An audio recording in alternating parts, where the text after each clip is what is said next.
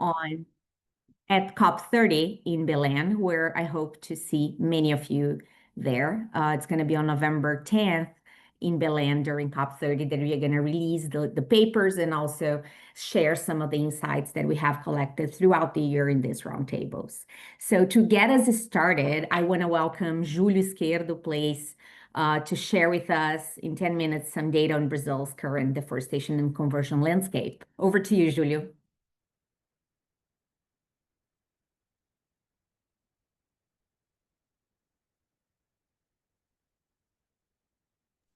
Okay, you see my screen? Yes, we do. Thank you so much.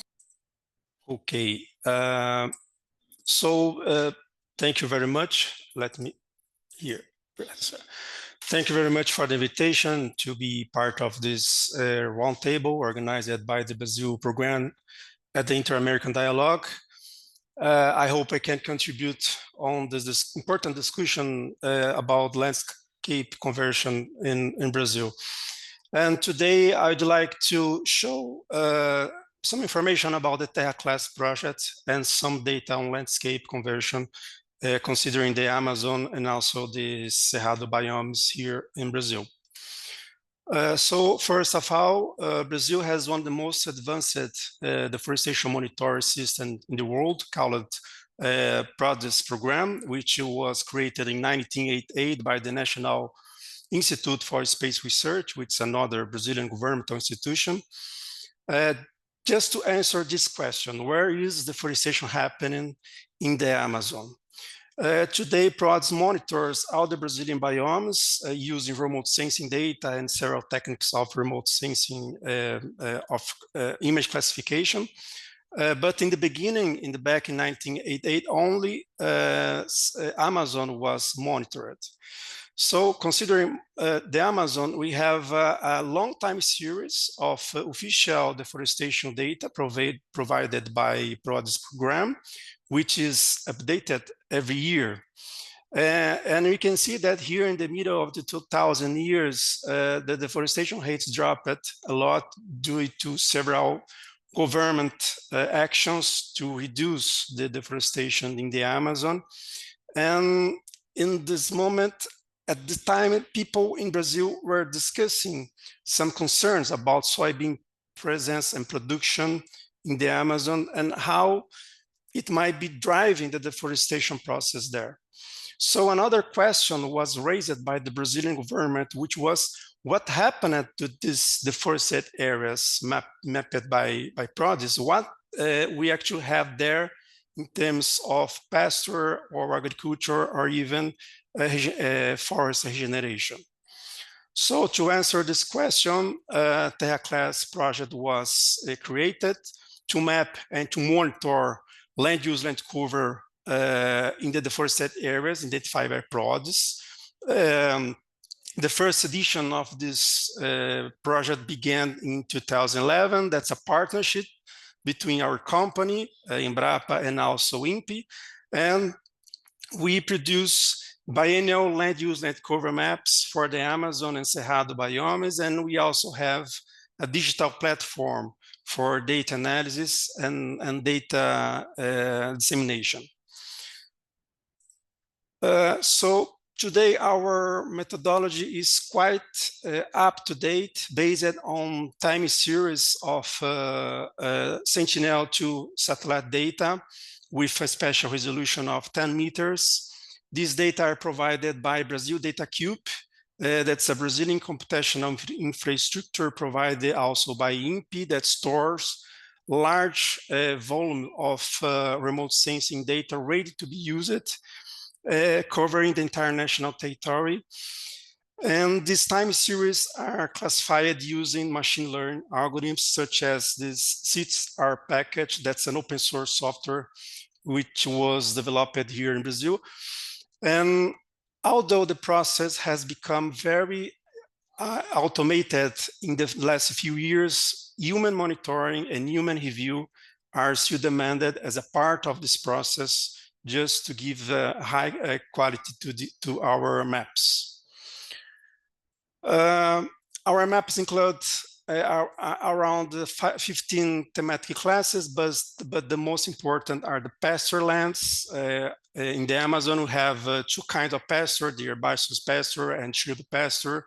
In the Cerrado, we have some methodological issues, so we consider just one class of pasture. Agriculture is also an important class. We have 4 specific classes of agriculture, including single cropping, like only soybean, or double cropping, soybean followed by cotton or by sunflower or corn, semi-perennial crops, especially for sugarcane, and perennial crops. And we also have the secondary vegetation, which represents forest regeneration in Amazon and also in Cerrado. Together, pasture lands, croplands, and secondary vegetation account for more than 90% of the entire map. So these are the most important classes. Let's take a look at the results for the Amazon and Cerrado, starting with the Amazon. So in 2022, the situation was this. So around 8% of the vegetation cover was preserved, including both forest and non-forest natural formations. And there was 19% of accumulated deforestation. So TEA class look at these areas of this 19% and identify the main land use, land cover classes. Here you see the frequency only for the anthropic portion, okay, which is mapped by TEA class. So more than 60% of the deforested areas are equipped by pasture, followed by secondary vegetation, which accounts for 21%, and double cropped areas are the most important agricultural class in the Amazon, representing around 8% of the total deforested area. Here you will see some numbers for TEA class Amazon. So of the more than 800,000 square kilometers of deforested areas that were monitored by TEA class, 65% are equipped by pasture, 21% by secondary vegetation, and around 10% of agricultural areas, including our 4 agricultural classes. Another important information is that 8% of the temporary crops produce more than one harvest per year, showing a very high level of agricultural intensification in the Amazon. We also have some comparison between 2018 map and 2022 map. So in this period, agricultural double crop areas increased by 50% in the Amazon, while single cropped areas decreased by 8%. And also, the expansion of these double crop areas occurred mainly over pasture lands and single cropping areas, while only 1.5% took place over natural vegetation. Now we look the results to Cerrado 2022, and the situation is quite different because more than half of the biome has already been deforested, and almost 51% has some anthropic use, representing around 1 million square kilometers. Here we see the class frequency only for the anthropic portion. So as the Amazon pasture is the most important class, followed by agriculture, in this case, the double crop agriculture, and also secondary vegetation. Here we see the results are summarized in this slide, but we also concluded that double crop areas are also the most important agricultural class in the Cerrado, and its expansion has occurred over single cropping areas and also pasture, as happened in the Amazon. Here, finally, we have some key findings. Pasture are the most predominant class in the Amazon and Cerrado. The cultivation of temporary crops in the Amazon and Cerrado is dominated by double cropping, a practice whose use is growing, showing a high level of agricultural intensification in both biomes. And also the expansion and intensification of agriculture have primarily take place on previously established agricultural and livestock lands with minimal impact on natural or regenerating areas. Sorry if I was too fast, but I had just 10 minutes. Thank you very much for your attention.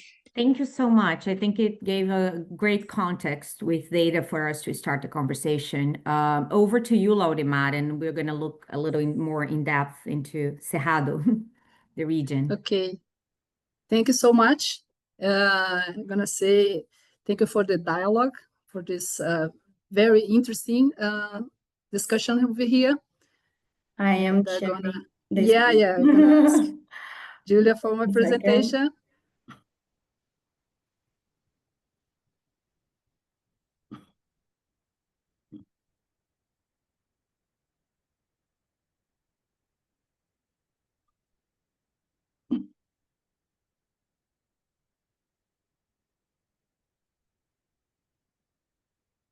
There you go. Can you all see the screen? Yep. Great. Wonderful. Thank you so much. So, guys, as Julio has said, we have this system to monitor the forest loss. But I'm gonna ask you. I'm gonna also present some results for a project. It's called Avoided Deforestation. And we are also going to share one solution that we have that's going to be a huge impact, especially in Mato Grosso. So several policies has support the climate change mitigation action in Brazil, such as the National System of Conservation Units and also the Forest Code, which enforce the importance to permanent preservation areas and also the legal reserve within rural properties. So among several national initiatives to mitigate and conserve forest in Brazil, there was a sustainable rural project that aimed to reduce poverty and hunger through the establishment of low carbon technologies, in this case, in the Cerrado biome. So the project started to selecting 25 municipalities, a few ones important in grain production over here. So the idea was to select some farmers and within the farmers area to incentivize to adopt low carbon technologies such as recovery of the degraded pastures or integrated systems as well. Next one, please. In order to calculate the avoid deforestation, we have used this methodology called hectares indicator that's based by risk. So first we calculate the risk of deforestation. The output of this model was the expected deforestation. We compared with the estimated deforestation from the previous year, and also we calculate the avoided deforestation index as well. So next one is, so this is a way to the IDB, also the International Climate Fund, to access the investment made for these projects. And this risk deforestation model was based on 4 key factors. They believe that impact the deforestation process. The first one is accessibility. How accessible are the area more prone to deforestation? The second one is cultivability, or how good are the soils, the extractability of the timber and the minerals as well. And also we subtract from the protection status of the area as well.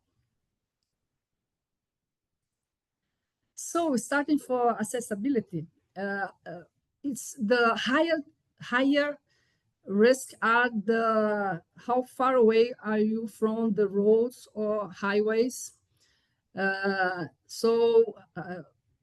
As long as we have highways and roads, it's easier for people as well to promote the deforestation.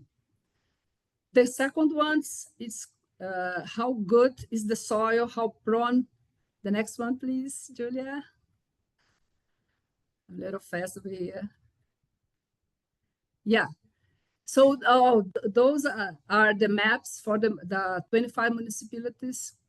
And there are a few municipalities that don't have much highways. We do some buffer, special buffer in this area. And we can see also close to the capital, Cuiabá, in Mato Grosso, Rondonópolis is one of the municipalities that has this high density, density of the roads and highways as well. But the next slide is going to show the how good is the soil. So very good, good. They have this scale of 5 risks, and how long what's important here is if the soil has good structure, has good fertile components. So they're also more prone to deforestation. And the map for the next one will be this one. We can see in the north part and the west, we have the Sapezal municipality. They have the three, a good and no very good classification for the soil. And also for the same municipality, you have different types of soil.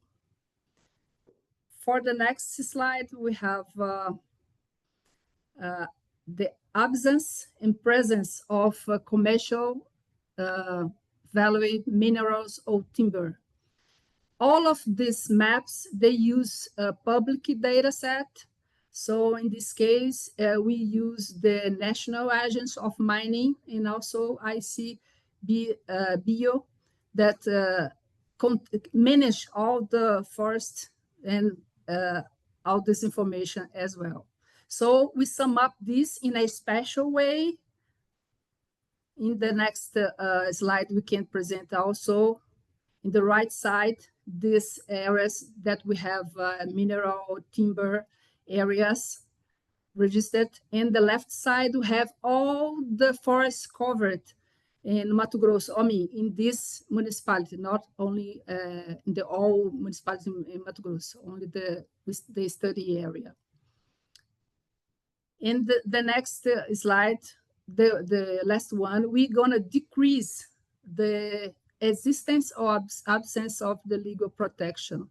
So the hypothesis, if you are close to a national park or a unit of conservation, so it's kind of, you have less possibility to be deforested in this area. So also we have a map for that in the next slides that shows also, also in the left part, in the top, municipality to have indigenous area. So also the Parecis Park of Indigenous. So these areas are protected. So we subtract from the area that are working to produce the avoided deforestation. So from these 4 maps, we classify, we simplify all the classes in just 4 or 5 classes, varying from very low risk, that areas that are very difficult to access, little potential to extraction and cultivation, and also very well protected, from the very high risk, so in very opposite way. So we classify that, and we have in the next slides, we have this map that's very important, that also shows areas that are more prone to be deforested. And also there's gonna be very valuable information for decision makers And they're gonna see also which area they have to kind of create some policies to specific, in this case, these specific municipalities. So we found out 7.6 millions of hectares of natural vegetation. We start to use a global map of forest change. Also, later we use the map biomes data. We didn't find out some difference, but this was the final map. And also we show, we show in the map also we quantify the classes when the meaning of, for example, 10% should be, this area should be indicating it's going to be 10% less area in 20 years if anything is going to be done, or if any project is going to be acting in this place, 10% will be the area be experience some losses in the forest, and also in the same case in the high risk.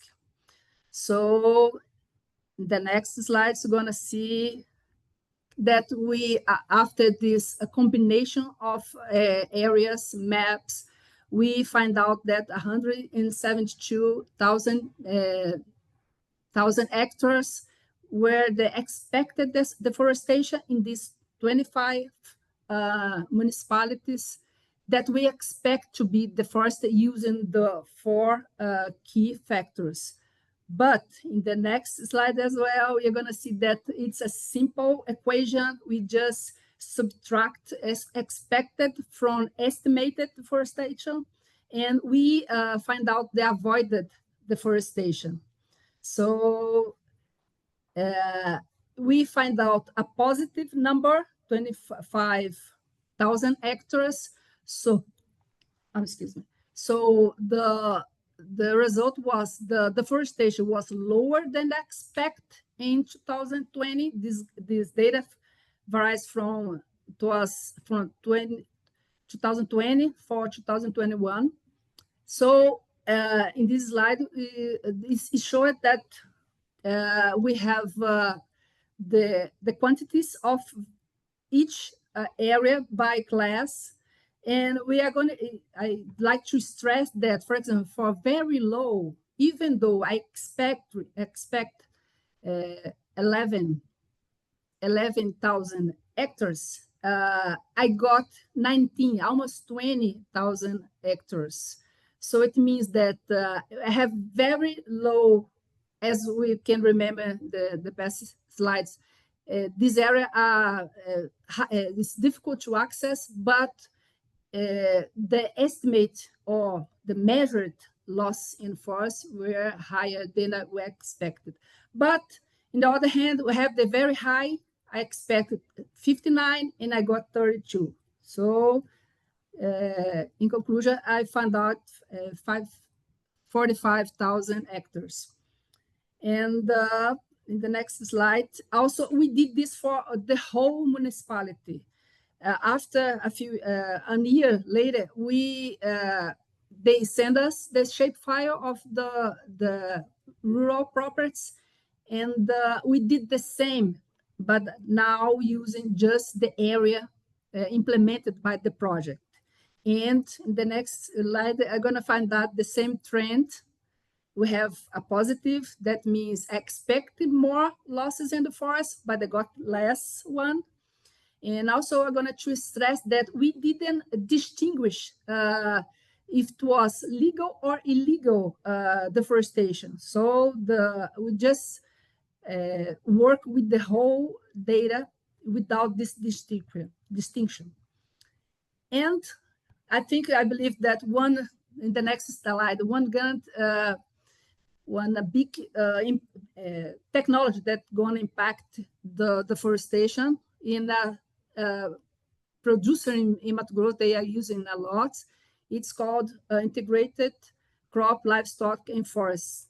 And crop and livestock model is the high kind of 9% of used in Mato Grosso.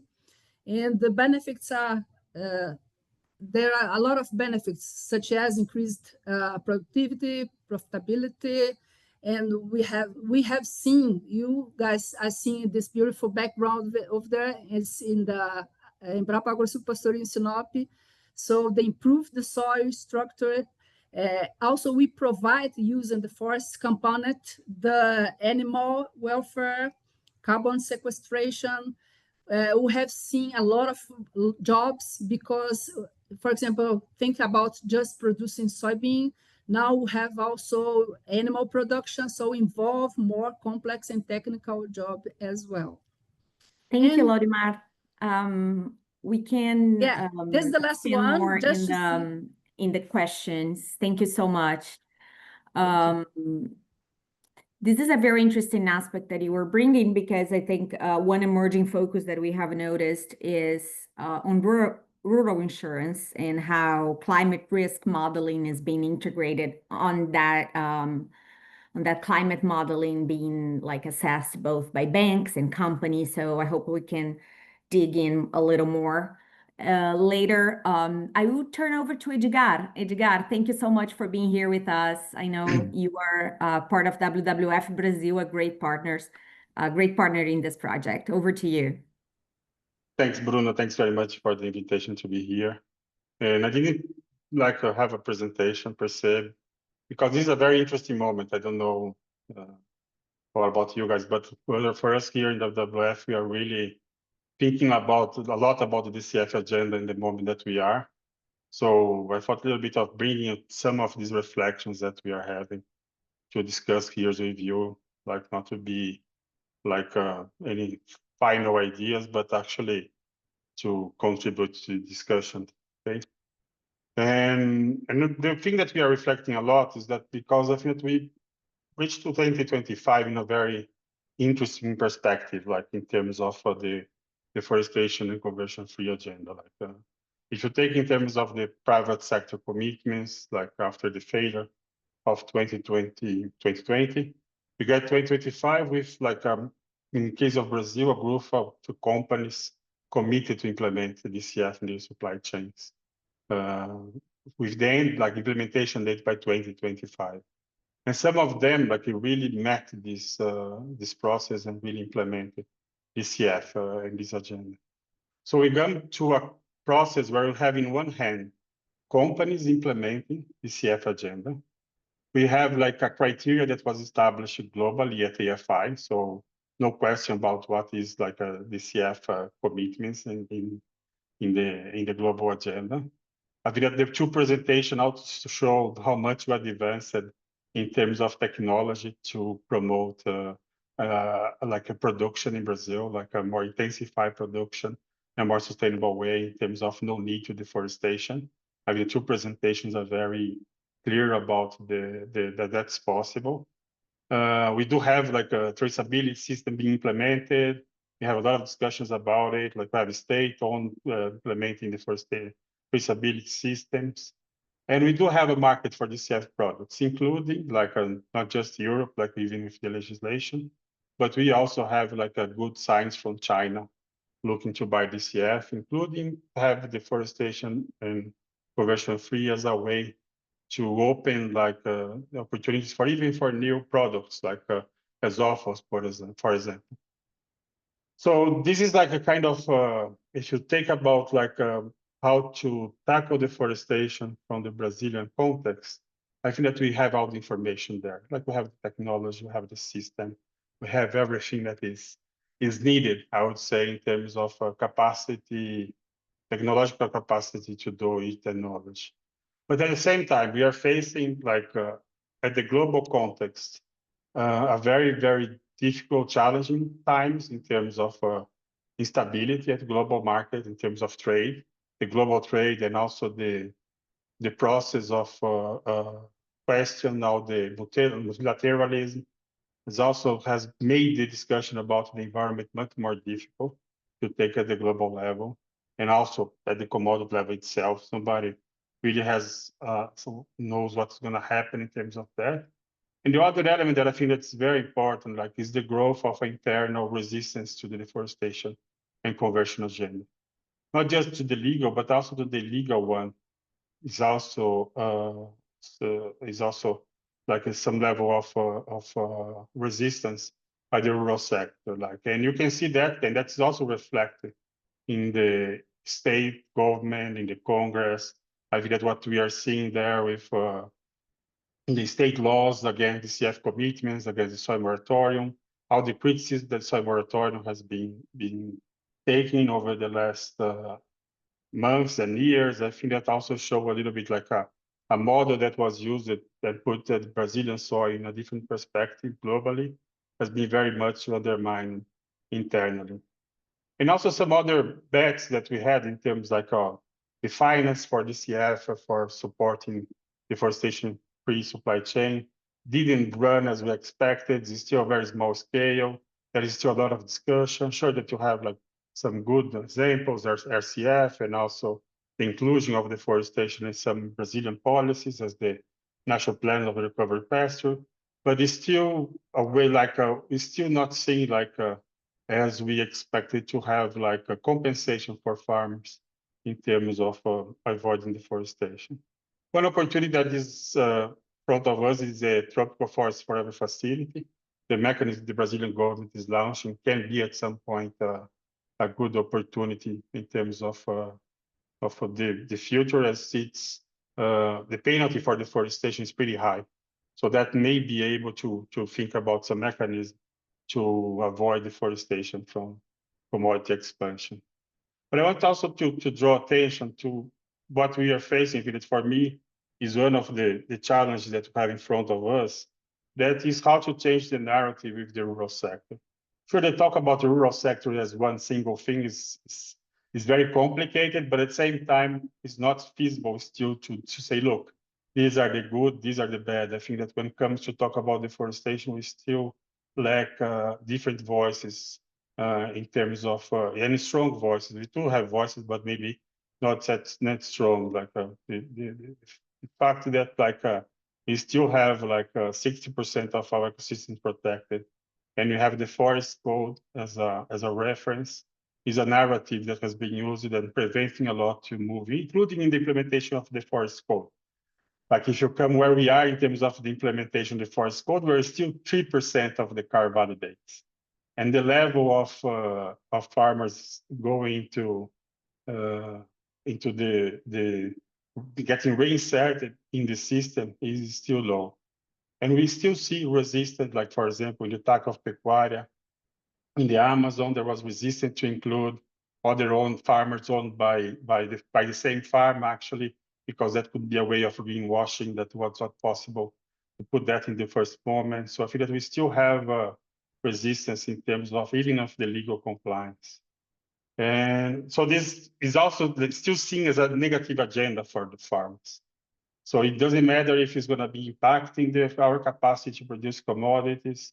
It doesn't matter if it's seen as opportunity in the market. I think that we have great examples in Brazil, like the soy, like the sugarcane agroecological zoning in the past, like in the 90s. That was a great initiative where we use our sustainability to promote the sugarcane and the ethanol globally, based on some three environmental criteria, including DCF as one of those criteria. We're not able to see that as something that we could pitch for the sector, like to have a deforestation and conversion free as an agenda to be actually in positive, even for farmers or for the sector. So in this context, I think that brings to us a lot of challenge, like where we see that we do have like most of the elements around how to stop deforestation in Brazil. It's all solved in terms of technology, in terms of the ways that we can do that. We still are seeing a lot of deforestation happening. Like you see the Cerrado, with 1 million hectares, the level of Amazon is reducing, but it's still very high.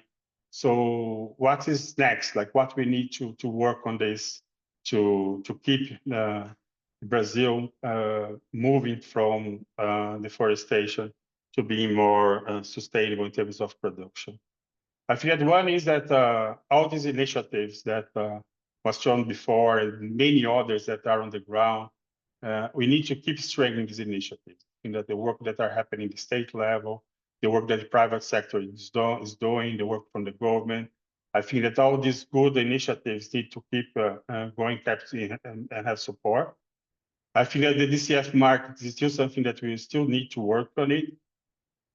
But I think that there is a need, and I think that's a perception that may change, that the global companies will need to invest more on their supply chain, including where they are buying from, like how to happen, work on the deforestation and conversion agenda. And the other one is like how we're going to be having the financial mechanism to really work at scale. It's true securitization. Securitization is going to be the case to work on that. Like, is the TFF the opportunity that we see on us? Like, we are talking about like criteria, global criteria as UGR. Like, what's coming along the UGR in terms of support for countries to implement DCF agenda? What kind of support can be expected? What waits for the carbon market? I think that there's still things that we need to clarify and think about it. But definitely, I think that one thing that would be beneficial in terms of, and it's not easy, like especially from the perspective that I'm coming from now from the civil society, is like how to engage farmers in this agenda in a different way. Like how can we promote like the understanding of the impact in terms of commodity production? How can we make this as opportunity, as a market opportunity? How we make sure actually, if you had like a, because the ones that are benefit from deforestation are quite slow, quite small in terms of farmers. How can we make sure that you have like the most of the farmers that are not willing to deforest actually to benefit from this, benefiting from add more value for their land? Because like if you like put a constraint in terms of area expansion, this may add some value for their land too. So I think this is kind of how can we pitch this in terms of having the farmers more as ally of this discussion and not so much as opposition to it. I think that that would be the points I'd like to bring here, Bruno, as a general perspective. That's a very, very interesting overview, Edgar, and I have many follow-up questions for you on those incentives structures throughout the supply chain. But I want to also hear from Jane Lino of Proforest here. And I just want to highlight once again, as always in this roundtables of this series we are doing, the high level of audience that we have here. We have people from Rainforest Alliance, the Nature Conservancy, representatives of the Brazil government, Cargill, many interesting people here who I'm looking forward also to hear their thoughts and questions. Jane, over to you. Thank you, Bruna. Good afternoon, good morning, good evening. Thank you for the Inter-American Dialogue for having me, and it's my pleasure to speak after Embrapa, who we highly respect, and also after Edgar from WWF and before Beth from McDonald's. So my pleasure to be here. Should I share a screen on my side, or it's best if you share? What do you prefer? I think on your side is easier if possible. Okay. Just go to share and feel free to share your screen. Just get yeah.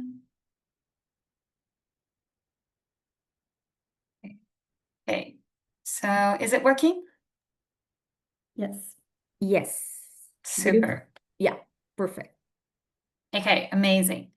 So yes, to start, for the ones that don't know, Proforest, the organization I work for, we are a mission-driven organization. It's actually a group. Our mission is to build resilient agricultural and forestry supply chains that deliver positive outcomes for people, for nature, and for climate. And we work as a trusted technical partner with companies and with collaborative initiatives. And our approach to do that, which I think already starts to tap into some of the topics that my colleagues that preceded me in this panel alluded to, is it is important that companies, and this is where we work, that they work within their supply chains to create this foundation for progress. But in order to achieve scale and address systemic challenges like deforestation and conversion in for agricultural commodities, it is very important to have collaboration and bottom-up approaches. Like there is just limited the amount of progress that can be delivered by only top-down approaches when companies are working on their supply chains. But also, and linking to a comment from Edgar, it's super important that these changes, this transformation, is supported by policy and finance. This is the key for lasting positive outcomes. Without those, like it's also limited how much supply chain companies can deliver. And that's why it's so important to work in collaboration. And what I wanted to bring today is like 2 examples of initiatives that are gathering multiple stakeholders, including supply chain companies, to address the challenge of deforestation and conversion in Brazil, but with a zoom into the Cerrado. And as we saw from the data from Embrapa, there is most of the recent deforestation and conversion turns into pasture. Of course, we're not, most of it probably for cattle production, but we're not seeing the cattle on the satellite images. So we're just using pasture as a proxy for the cattle industry. So one is the Cerrado Beef Protocol, and the other is the CGF, the Consumer Goods Forum Forest Positive Coalition. And my idea is to just it's not a lot of time, so it's just like a snapshot of what those initiatives are, what they're trying to do, what they have done. And I'll finish with just some comments on the general challenges. So starting with the Cerrado Protocol, it is a sectoral initiative that is aiming to align on sectoral social environmental monitoring practices for cattle suppliers in the Cerrado. So as Edgar mentioned, again, like there has been some important progress in supply chain mechanisms for the Amazon. But for the Cerrado, this progress is a bit more recent. I would say in the last 10 years and more like specifically in the last 5 years that we have seen much more progress in the interest in monitoring the Cerrado in awareness raising on the importance of the vegetation that is so different than the Amazon rainforest, but is also very important for water management and for biodiversity. So the Cerrado Protocol promotes the implementation of this voluntary monitoring protocol for cattle suppliers in the Cerrado. There is a link I can put in the chat right after my presentation as well. And this is a document that was put together through a collaborative process that has a governance. And I see in the list of participants there is a number of organizations that are part of the Cerrado Protocol that are present here, from Imaflora, from NWF, from WWF, and also Arcos Dourados, and maybe others that I couldn't identify from the names. So it is really like a process that brings together private sector and civil society organizations to discuss what is it that we want to monitor when the meat packers are sourcing from cattle suppliers in the Cerrado. And here in this slide, we have a snapshot of the criteria that is used.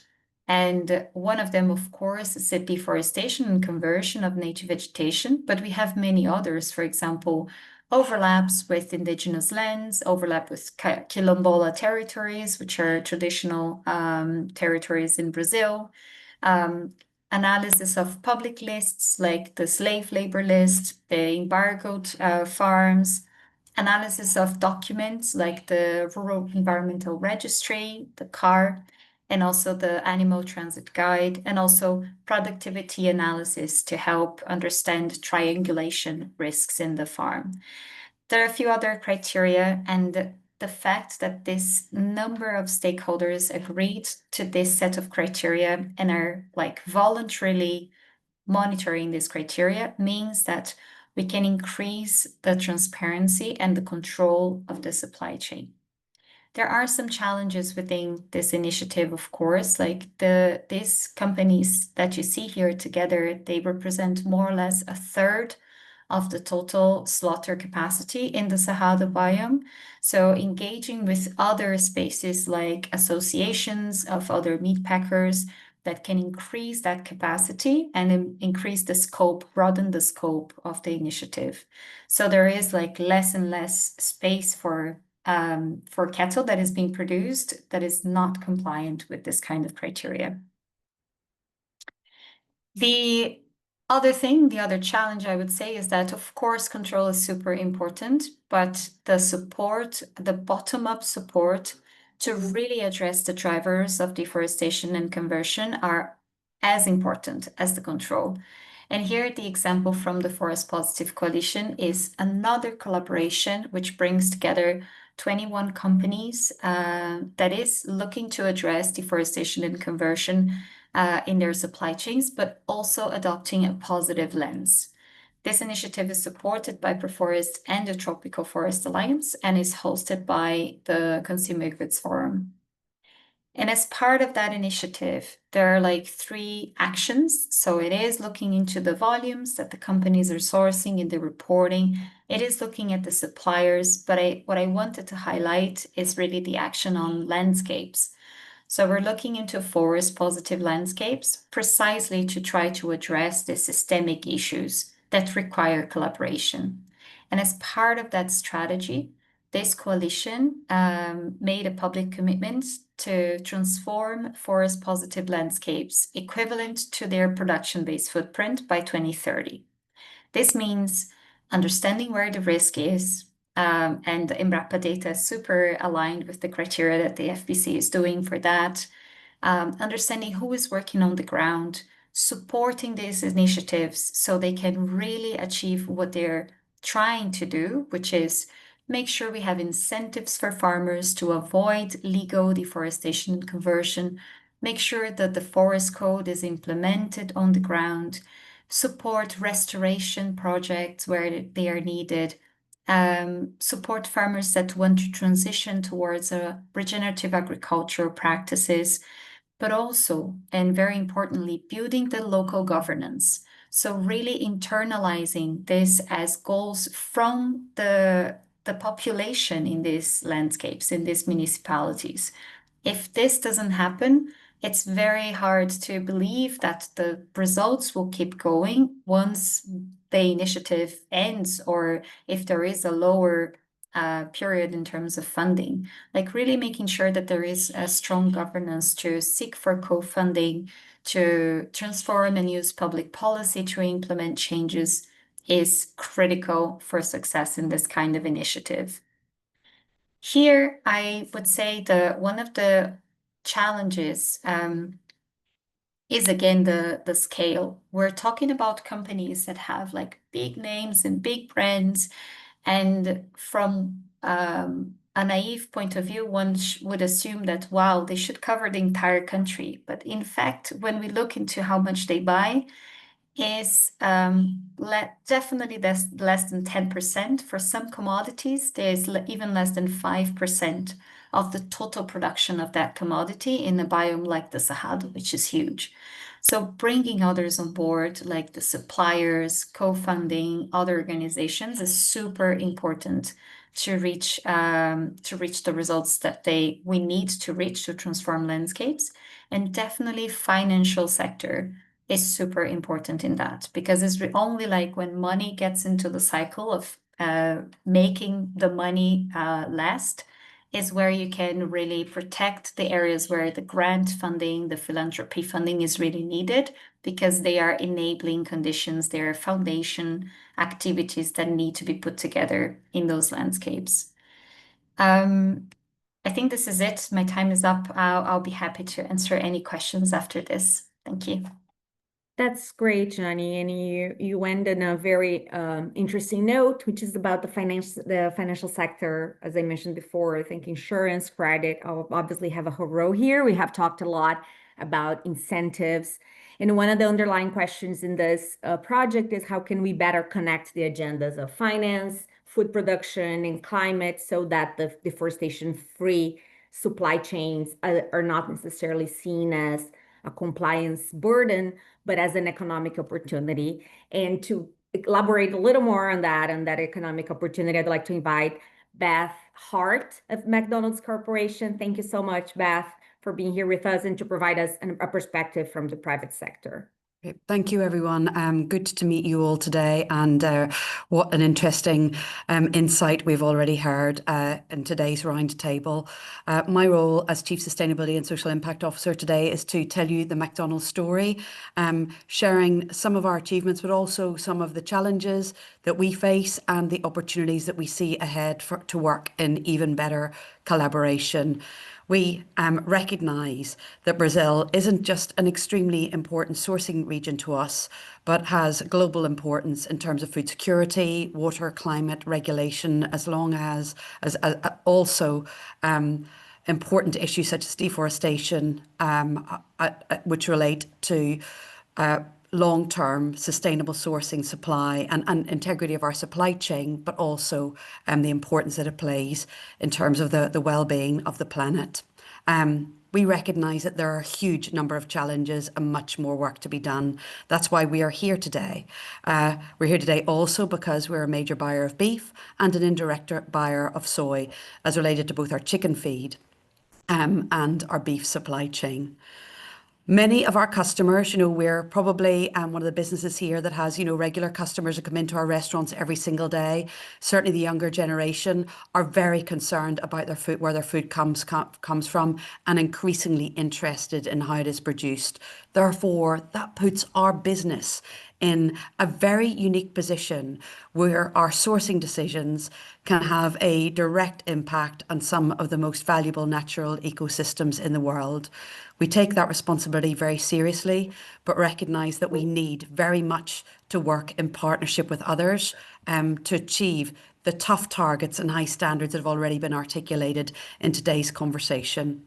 We see landscape scale initiatives as a key driver to address environmental, social and economic challenges in these regions facing ecosystem conversion and human rights risks.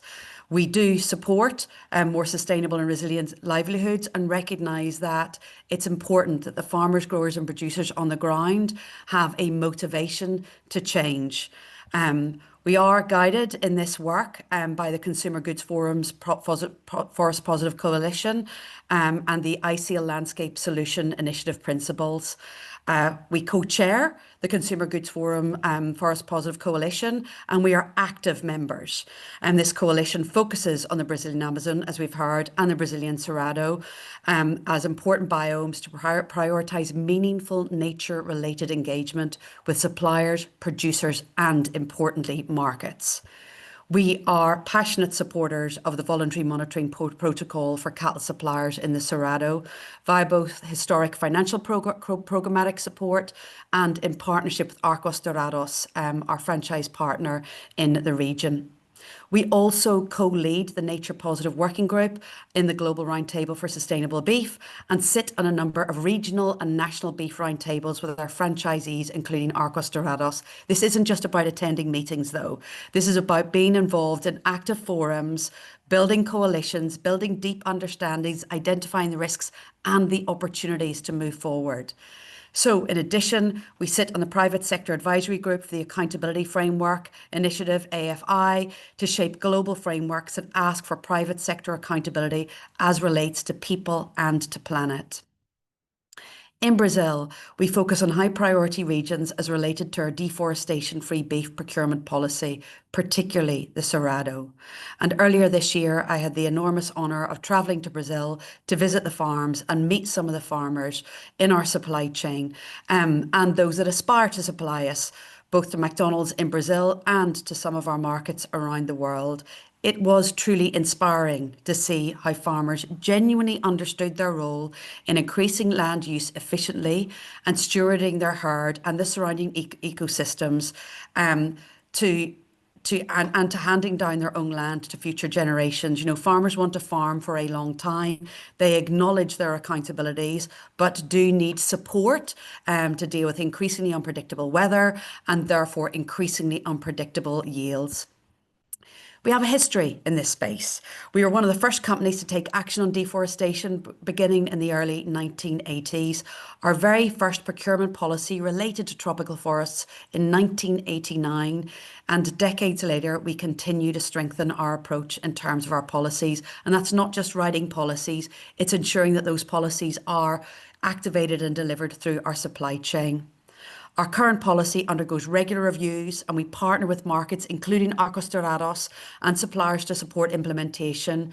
We utilise satellite monitoring to review compliance with our policy and we report transparently on our progress annually. And we would call others to action to do that.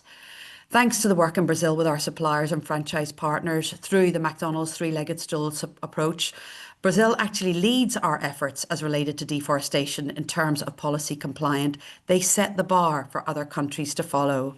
However, as a system, we are constantly evolving our standards. From a soy perspective, we support the resilient transformation of soy-producing regions by investing in landscape-level solutions. And my final message really is that we see the enormous importance of building coalitions. The Consumer Goods Forum has proved to be a very, very powerful forum for us to learn, to collaborate and to drive progress forward. We firmly believe in the power of collaboration. That's fundamentally how our own business was scaled and our impact has been scaled. So we would like to offer our support to build more compelling coalitions. We see COP30 as a critical turning point to shine a light on the need for greater coalitions and greater action. And we would very much like to invite other partners to join us as we grow our landscape portfolio. I applaud everyone who's around this table. I applaud everyone who engages with the Consumer Goods Forum, but we do need to think about who's not here that needs to be in these conversations and the role that we can all play in not just bringing them to the table, but motivating them to act alongside us all. Thank you. Thank you so much, Beth. And thank you for raising that, like thinking of who's not going to necessarily engage in this type of roundtables. I think it's very aligned with what Johnny mentioned also about the numbers that those large buyers with their procurement power have, but also the others that are not being part of this conversation. As I want to welcome anyone in our audience to raise their hands for questions. Feel free. As I said, we have a very qualified audience here. While they figure out about the raise hands button and all that, I want to ask a question and to all of you. One of the things that we discussed in our last roundtable is going to be one of the topics of our conversation at COP30 and is obviously one of the enablers of a deforestation free supply chain is the element of technology and traceability systems. And I think it was very clear in our last meeting how they are clearly technically possible, but still we don't see that many actors, especially at the national level, engaging in universal traceability and universal transparency. We see many states engaging with that. We see the companies driving it. We saw the example of Marfrig, we saw the example of Arcos Dorados, of AgroTools, but we still see that there are some things holding us back. And I'd love to hear your perspectives. I mean, is it cost? Is it political will? Is it misaligned incentives? And if it is misaligned incentives for the players throughout the supply chain, what could change on that? I'd love to hear everyone's thoughts on this.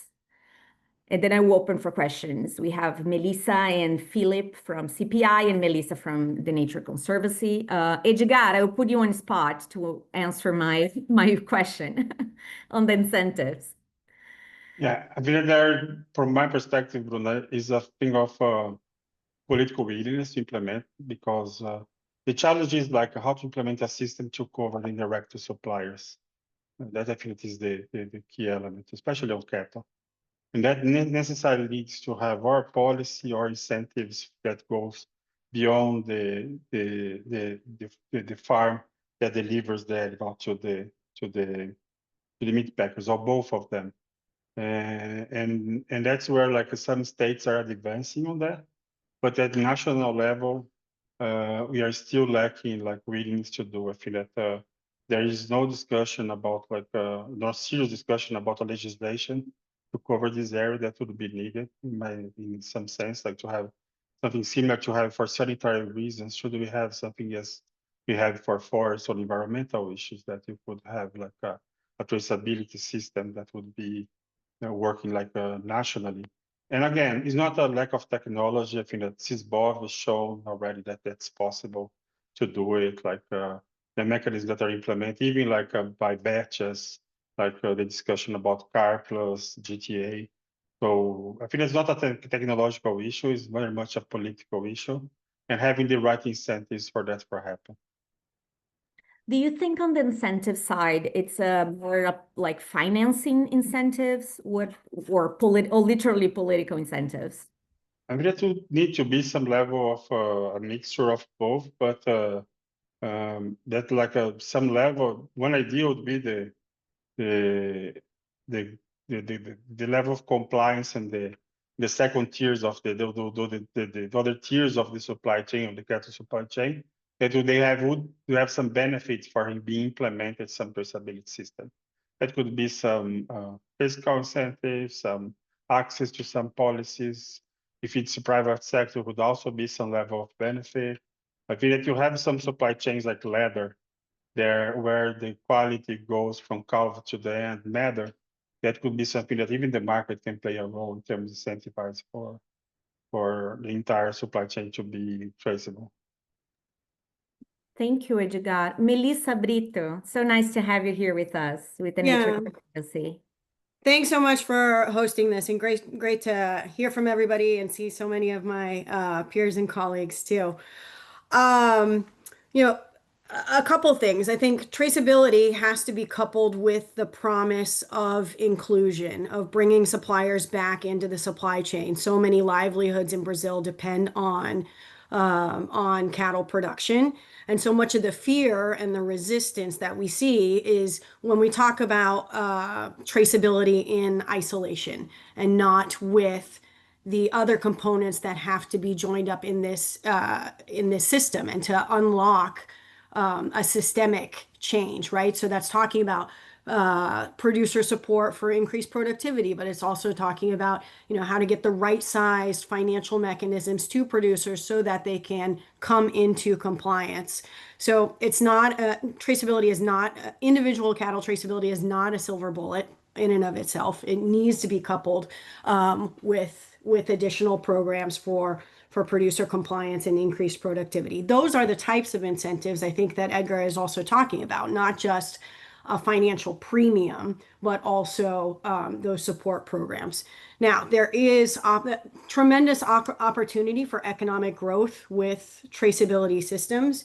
We did a study with Bain that said, that determined that within 3 to 5 years of traceability being fully implemented in the state of Pará, the cattle industry would unlock $1 billion in growth annually. And that comes from from several different sources of increased revenue from the state. But those revenue sources actually help to maintain the traceability systems for the long. So it's not a philanthropic program, but rather a change in the economic in the way of the economics of production.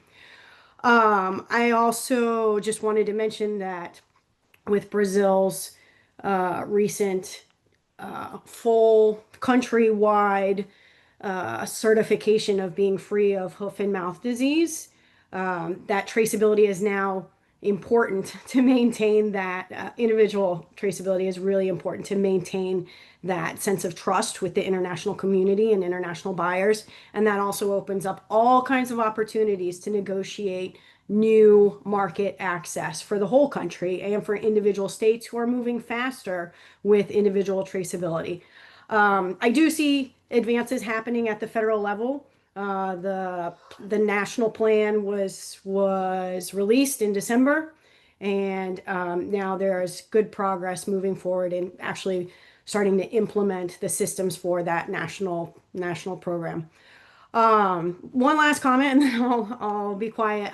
Beth, your words were so inspiring. And I just wanted to say that I think that McDonald's and Arcos Dorados are, you mentioned setting the bar internationally, but I think it's not just internationally, it is domestically in Brazil. And when McDonald's has such a powerful sourcing policy, such a high bar, and then you start to see states wanting to reach that bar, and most of the production in Brazil is staying in Brazil anyway. That is very powerful. So it's been great to see McDonald's lead, not only in setting a policy, but also leading in Pará years ago for the soy moratorium.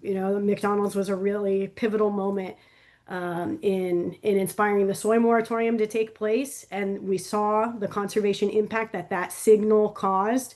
And I think there's so much opportunity to have a repeat of that, but within the cattle sector. So thank you so much for leaning in. Yeah, talking about leaning in, Beth, I want to hear your thoughts about this.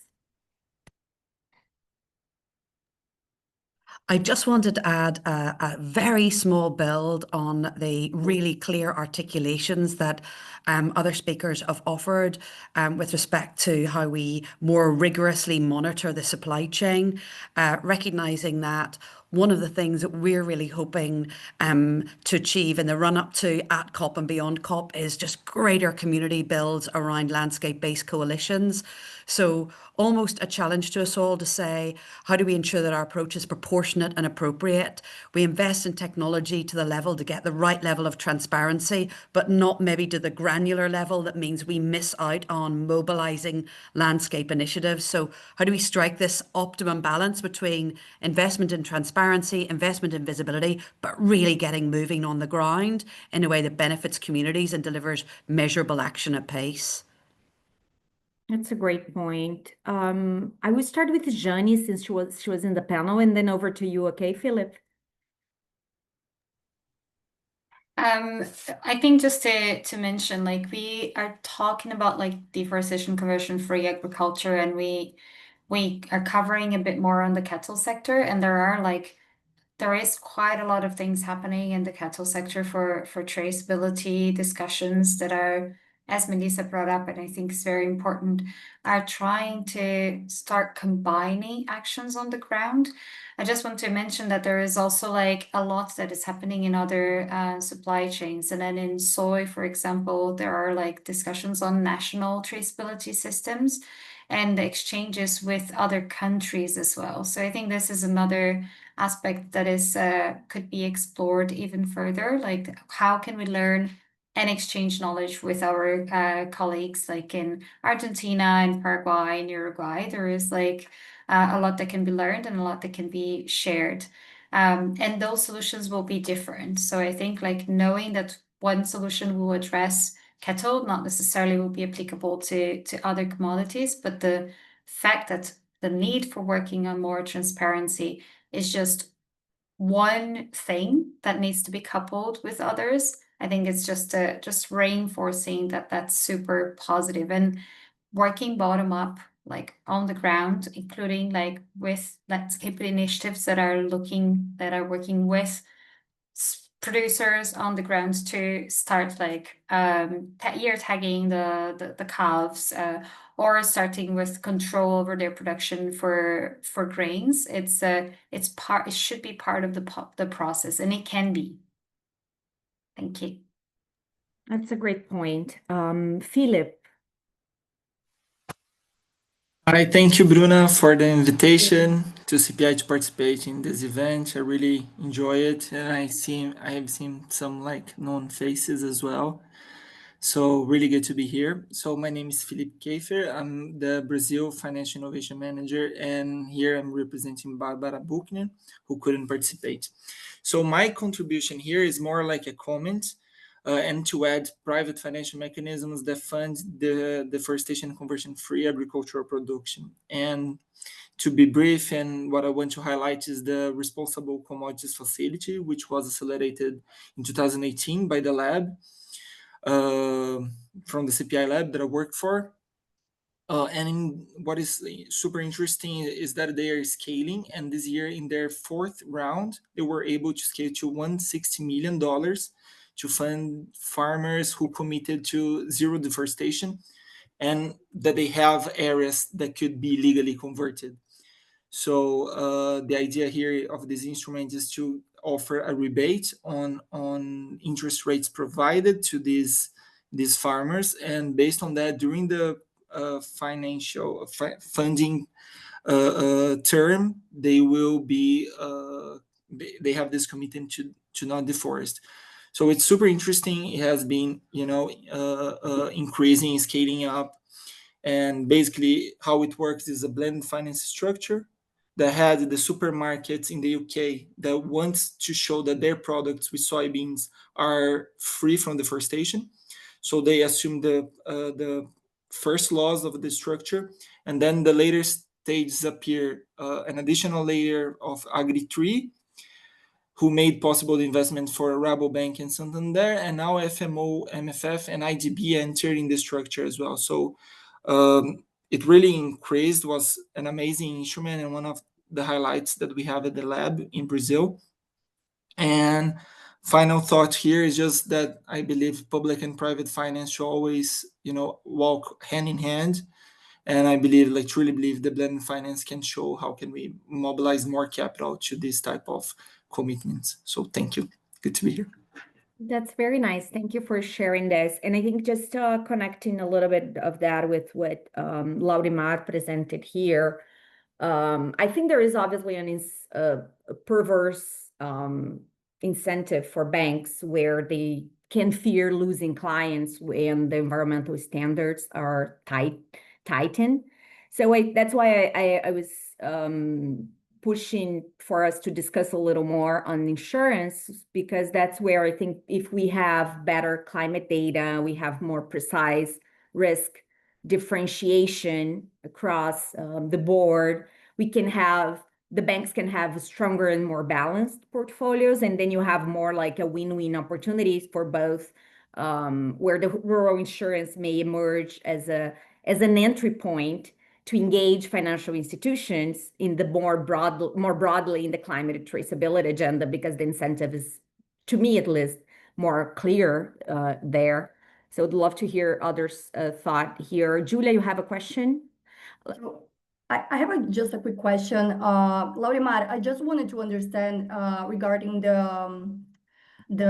your presentation, how Embrapa works to better apply those individual researchers to other parts of the country. And also, I would also like to hear from speakers the whole of the public sector. So what is missing in terms of coordinating between all the actors involved in this debate? Should we need more of the public sector to be involved, more of the state governors, or, for example, the federal government? And that's it. Okay, thank you for the question. We in Sinop, we have this long-term experiment. We have 15 years of results. And from that data and for that information, we are kind of collaborating with the policies for in general, for the regional, for the Mato Grosso, and also for the national purposes as well. And the idea is collecting the data, publishing all the data in a available way, and do some conventional way to transfer this technology. We have been receiving many, not only farmers from Mato Grosso, but also many attaches, many representatives from international companies, and also from government. So we try to mobilize these results in order to create kind of a movement that shows that we have results, we have a way to improve, to collaborate with the sustainable agriculture as well. But even though we face illegal deforestation, but if the farmer choose to intensify your area instead of deforestation, even legal area, we have some solution. But we have also some challenges that I think with the help of the private sector, we're gonna solve all the problems. Someone else wants to weigh in? We have Francisco with his hand raised. Francisco? Yeah, thank you. But I want to bring another comment. So if someone wants to weigh in this discussion or the points that Julia raised, please feel free. Elisa, Otherwise, I see your hand raised. You want to comment on that? Yeah, maybe just to address the insurance and finance piece. yeah, I think, please. yeah, I think it is really important to have sort of this risk modeling, but modeling for future-looking predictors of probability of deforestation. I think that's really key. And the land use transitions change, the dynamics of that change, and so it needs to be updated continuously. There's great institutions like Embrapa, but also LAPIG, who are working on that type of modeling and its applicability actually for within the financial system.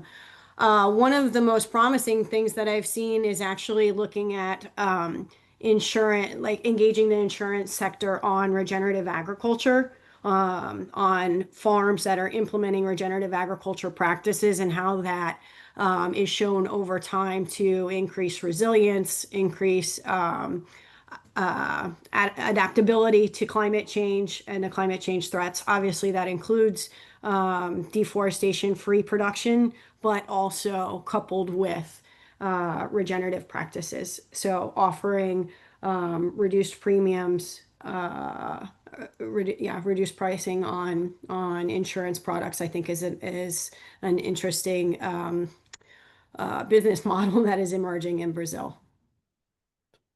Yeah, very nice. I'm almost promoting a new roundtable on financing, but I will wait for next year. Francisco. yeah, thank you so much, Bruna.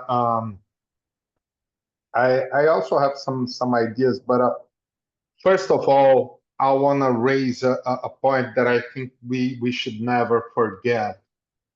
Traceability by itself is not a solution. It's just a way to reach where the animal came from to where it goes.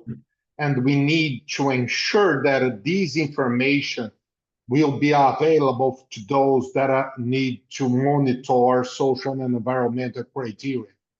Otherwise, these will be useless to address the issues we are discussing here. So make this information available to those that are in the supply chain to monitor.